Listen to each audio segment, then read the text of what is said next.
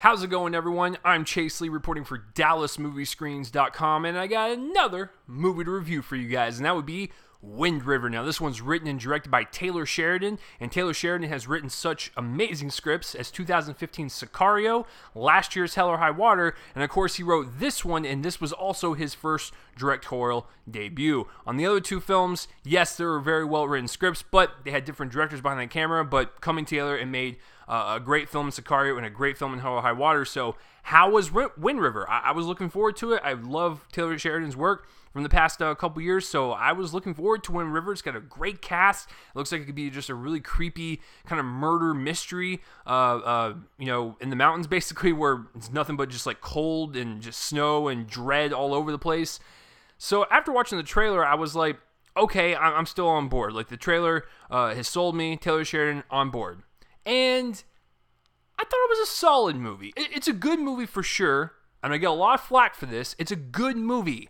I just don't think of it as like one of the best of the year or like a great film. It's just like, that was a good, solid kind of murder mystery, but it does have some great things about it that I would like to discuss. So let's get real and break this down. So going into this, I already knew the script was going to be top-notch, whether it be with, these interesting characters or really well-written dialogue or really well-constructed scenes within the script. That was not an issue for me whatsoever. I actually liked everything about the script.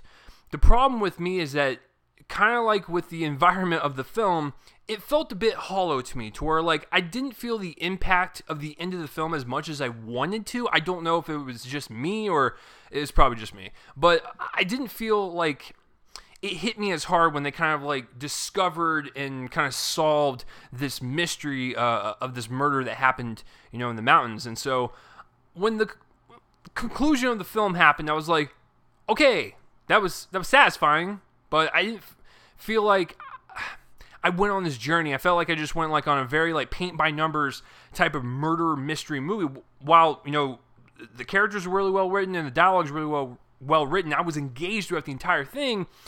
It still felt paint by numbers, and that's why I'm only going to say it's like a good movie, but not a great film. But to go into Taylor Sheridan's directing in his first time debut, this is one of the positives. The guy knows how to set up exactly how his scenes are written. So like when you watch like Sicario or like Hell or High Water, there's a lot of really great suspenseful intensity within certain scenes, and you're like, okay, that's probably because of the director. Taylor Sheridan just wrote it and they kind of just adapted it. No, he learned a lot from those two movies, I'm assuming, because the way he constructs this one, there's a lot of really well done like gunplay scenes that caught me off guard, were really fast and really quick, and really just, it kind of makes your heart race. Like, so he knows how to jolt the audience in the appropriate way and not really like jump scare people or trick people in any way. Like, he kind of plays out like real life scenarios, and I think when you play out those real life scenarios and you film it and you direct it in such a real way, it's gonna seem a lot scarier because it's like, oh, I felt like these were real people like shooting at each other. So his directing style actually works for the type of scripts that he writes. So I liked his directing quite a bit, and like I said, those gunplay intensity scenes were really well handled. But I think for a first-time directorial debut, it's a solid job, a very good job. Acting-wise, Jeremy Renner's in this film, Elizabeth Olsen's in this film, and they both deliver good performances. I wasn't like blown away by anyone except for the gentleman that played Jeff Bridges' sidekick in Hell or High Water, and the actor's name is Gil Birmingham. He was really great in this one. I felt the pain that this man was suffering. When you find out who his character is, like I felt every inch of his performance. It was all in his face. He, teared up at the right moments. Like, he was perfect in the movie. I actually liked him the best out of all the, other actors involved. Now, I'm not going to spoil the movie whatsoever because I don't do that for you guys, but there are some people towards the end that are very, they're evil, but they kind of ham it up just a hair to where it's like, it's almost like they're playing a caricature almost.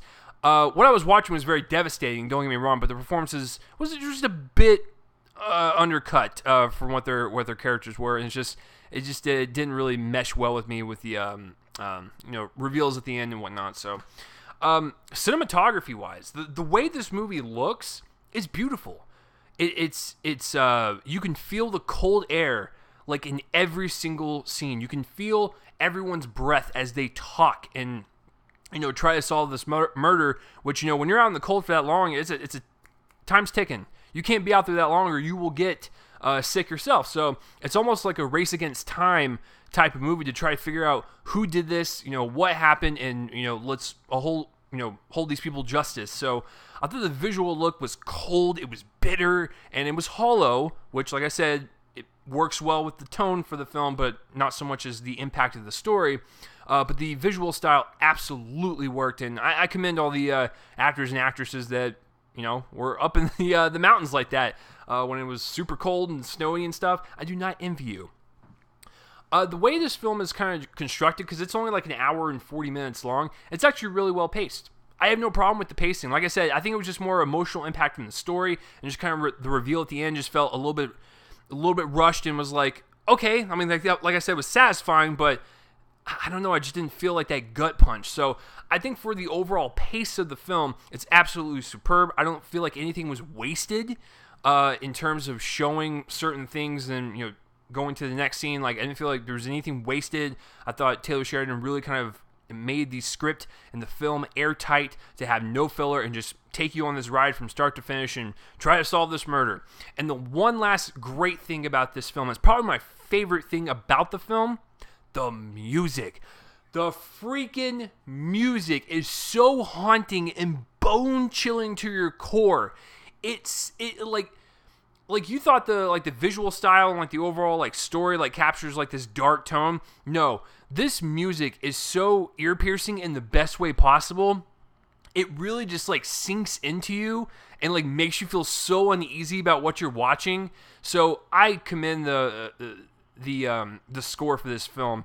It absolutely works, and it's so, like I said, just haunting and just oh man, it just gives me the chills every time I hear it in my head, because there's certain scenes where the same theme is played over and over again, and I thought that would get a little tiresome, but every single time they brought it up, it still like struck an odd chord with me, and like I said, the best way possible, because you're like, oh man, there's something bad's gonna happen, man. Like, ugh, it's just so yeah, the music it completely just sets the tone up above on another level. So the music is definitely my favorite part. So as a first-time directorial debut, he constructs some really great scenes. The script is really well done. It's a basic murder mystery with some good performances, and with Gil Birmingham killing it out of the park, and the music really kind of sets it apart from everything I've seen this year. Definitely one of my favorite scores of the year. I'm going to give Wind River a B, a solid B. It's a solid movie. Nothing, fantastic about it.